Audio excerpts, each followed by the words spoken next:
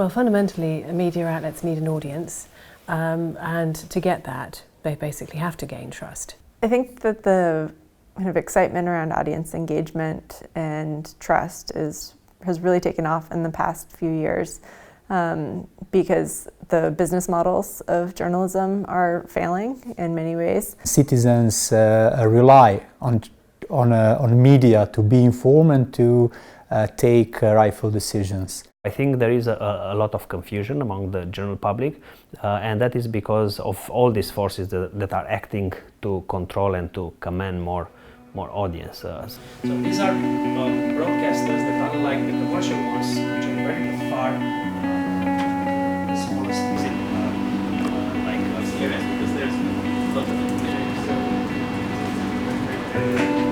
Things we publish on different media. Some we do on the front. It's not simply a question of trust being in decline, it's trust in the media, because what we see is people trying to put their trust in people, in particularly strong men, who promise simple solutions to complex problems. Organizations are actually taking a moment of opportunity both to reflect on their own practices, but also to think about how they can go out and actively strategize to build trust-based relationships and to engage directly with their audiences. Media should serve the public interest. Second is content. It should be of the highest quality, and the sources, of course, of that content should be reliable. And on the other side, you have audience, community, citizens who should trust all these factors. There are two reasons why I was interested in this course. One is that I was a participant of the course on media capture in 2017. I learned so much and I grew as an individual and also as a professional in media industry because of that. So I thought I should definitely come again. Second, I wanted to know more about how to enhance the audience trust, which is diminishing quite increasingly, which is a worldwide phenomenon, and it is decreasing because of disinformation and other factually incorrect and ethically misleading reporting that we see on a daily basis.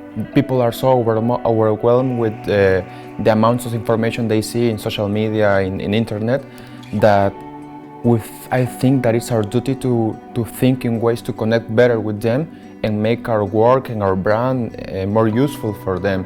How you offer tools to people, to your audience, to your community, in order that they understand, assume them like tools to involve in causes and try to change what is wrong in our democracies. What is the role of journalism in democratic societies? And if we think that it plays a role in getting information to people so that they can make informed decisions, participate directly in their communities and in political institutions.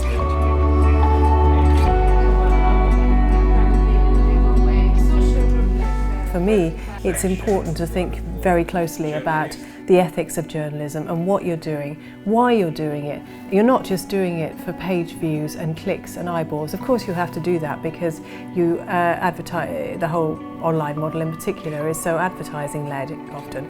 But how can you get away from that and think about, without sounding too Pollyanna-ish, what good am I doing? The more you hold journalists accountable, the more you make the public aware of journalistic practices such as ethics, the more results you reap at the end. People do care for truth, it's just that there are not many avenues for people to go to consume truthful, accurate information. We have received many experiences, many tools, and it's just a matter for us of sitting down, calming down, and writing the ideas and building the strategy and implementing it, and hopefully seeing the results as well. The objective of this course, and what I hope it will happen, is that when they leave Budapest and they leave this workshop, when they go back home, they will use in their newsrooms at least some of the techniques and lessons they learned in this room.